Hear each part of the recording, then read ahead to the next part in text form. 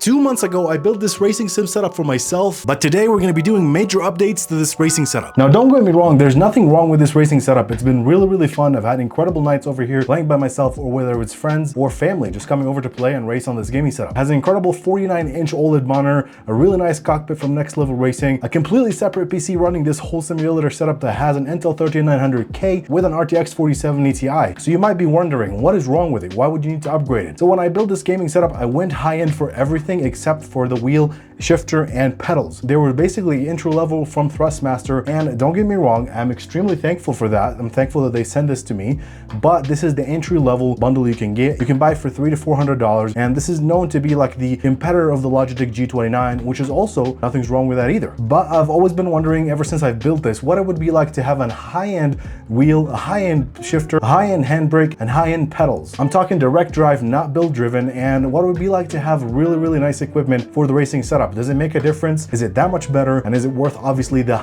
really crazy price? So I decided, why not contact Moza themselves and see if they would like to be part of this project, and let me experience what it would be like to have high-end racing sim equipment. So let's go to the main setup and see what they sent. So it looks like that Moza sent their whole ecosystem to upgrade the racing setup. Let's get to unboxing stuff. Starting with the new base. This is the R9 V2 direct wheel drive base. This is their like mid-tier between all the tiers that they sell. This is not the cheapest options they have, but not the most expensive. So it's the perfect sweet spot for what I need. Faster like never before. Let's open it up. That's a big power supply. This is heavy. There we go. The nice thing about these wheelbases, you can plug all the equipment into it, such as the handbrake, the dash, the pedals, the e-brake, all the stuff can go into here. You can plug one cable to the PC directly and power, and that's it. But this thing is smaller than I expected, if I'm being honest, but it's very heavy. I'm talking like 30 pounds. Next, we got the steering wheel. This is the RS V2. There's a higher end steering wheel as well. It's the bigger size. I think it's a 12-inch version, and it looks amazing. Let's open it up. You get a bunch of stickers to customize your wheel, and that's about it. And the wheel itself, which, oh my, this looks nice. It feels so real, like a real wheel, I can't talk. This is where the base connects to the actual wheel, which is super nice. You can see there's also ridges here for like holding up here, which is really sweet. There's a ton of buttons and a little bit of LCD here that shows you, the RPM or whatever. And I heard that these pedals sound incredible, so let's see what they sound like. Oh, there's two of them. Oh, that sounds extremely good. I like that everything comes in a bag. That way, when you're not using it, you can put it in a bag, or if you're moving it, to keep it safe. This is really cool. Next, we got the pedals. This is the CRP racing pedals, and these are the highest end they can sell. These pedals by themselves are crazy good. I've heard insane stuff about the actual pressure that they have. It's way more realistic than other pedals you've tried. A little more stronger on the stronger side, but I'm excited for that because it's gonna feel more like real life. But they look crazy just out of the box, so let's open it out. You get the mounting platform separately right here, and seems like some other mounting stuff as well. You get the pedals uninstalled so you can put them wherever you want them on the actual pad, just in case you live in the UK, I guess. Yeah, and everything comes out in bags, which is crazy. Wow, unbelievable. So this is the gas pedal right here. And you get all the mounting equipment, so let me build this real quick. About 20 minutes later, we have the pedals all installed. These feel crazy high quality. I mean, the brake is really hard to push, so I'm hoping to be able to adjust this. The clutch is also not easy. I think I'm gonna have to do adjustments after I set these up, but they feel insanely high quality. The material feels really nice, and they're super heavy, which just tells me this is like full on really good. But yeah, next item. Next on the agenda is their shifter. This is the HGP shifter. They only sell one shifter, so this is the one they sent over. Let's check it out. Okay, here's the shifter. It looks really nice. Very nice material. It's not too heavy, which I prefer that, honestly. It's a 7-gear shifter with the reverse on the left side. So a lot of people prefer the reverse on the left side. I liked it on the right side on my other shifter, but I'll get used to the left one. It feels really good. Let me put the knob on. I mean, that feels very tactical. I really like it a lot. And the last item is the handbrake. Let's open it up. You can see on this picture, you can use the handbrake in normal mode, or if you want to use it like rally mode, upstanding, which is the way I'm going to be doing mine. It also comes with different adjustability for force. If you want to change it to be stronger or less strong, you can do that as well with these adjustments right here. Okay guys, now that we've unboxed everything, it's time to actually take it over to the racing setup, install it, and see if it's good or not. So I do have to say, everything so far looks incredibly impressive, super high quality, zero flaws all over the place. I mean, I feel like I'm building a car, but I'm not really building a car. So, but do you know what I mean? Never mind, let's go.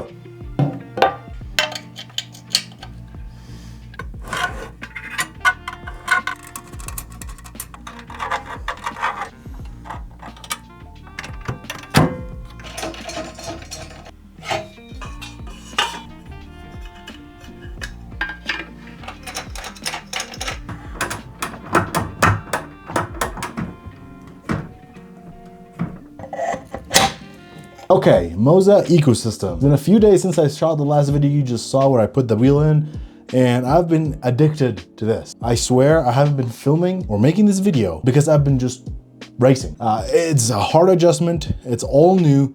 There's a ton of learning to do, ton of settings to mess with. I'm just scratching the surface, and this ecosystem is incredible. Everything works together so cohesively. Shifter, the e-brake, the wheel, the bass, the pedals, everything feels so high quality. It feels like the game that I'm playing is not good enough for what I'm actually playing it with. The wheel feels really smooth, a 12-inch size. This is the R9 V2, and the material is super high quality. The stitching is really nice. Everything about it feels like a real car. The paddles in the back sound incredible.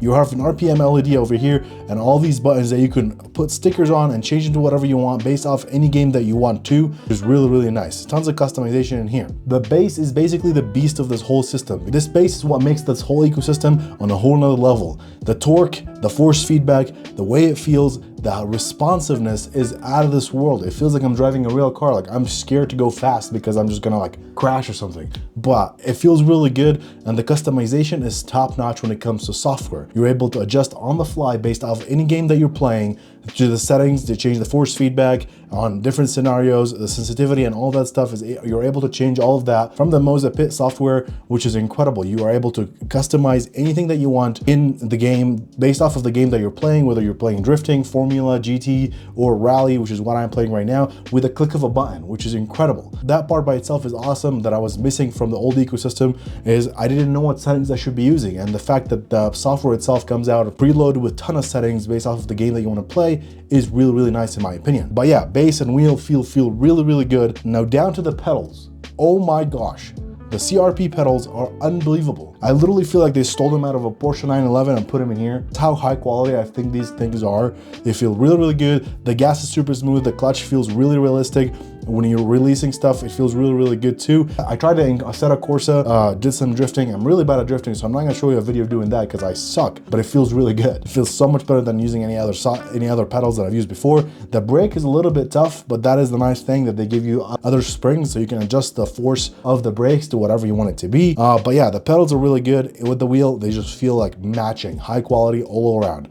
Now coming to the shifter. I love the shifter. I love the size, the height. It's not too big, it's not too bulky. But yeah, this shifter is really nice, especially for the price point. I think it's $99 or $150. And coming to the e-brake, this e-brake feels really nice. And the material and the ridges it has on top of here makes it really easy to not slip and just hold it really good. You can use it as a normal handbrake. You can put it right here. You can put it down here on this side. This handbrake is awesome as well. The nice thing is that you can adjust it to act like a normal handbrake. So if you mounted it like down here or something like that, you can also do that as well. But I prefer on the right side. I know a lot of people put it on the left side. I don't use the handbrake as much as I need to be doing it. So right now I'm focusing on the gear and gear shifting. Overall, really nice. They fit really good together and they work really good height-wise. Connecting everything together is super easy. In the beginning, I was worried I'm gonna have to connect all the devices individually into the PC via USB. It's gonna take in like 6 ports on the back of my motherboard, but I was wrong. All the items come with transfer cables. You can connect from the shifter, the handbrake, the pedals, all the way just to the base. Everything connects to the back, and you have one USB connecting from the wheelbase into the PC to transfer all the data at the same time, which honestly I was a little bit worried about, that it's gonna be like laggy or not right away look responsive, but so far I haven't had any issues at all. I personally so far I'm very impressed. This feels really good to drive.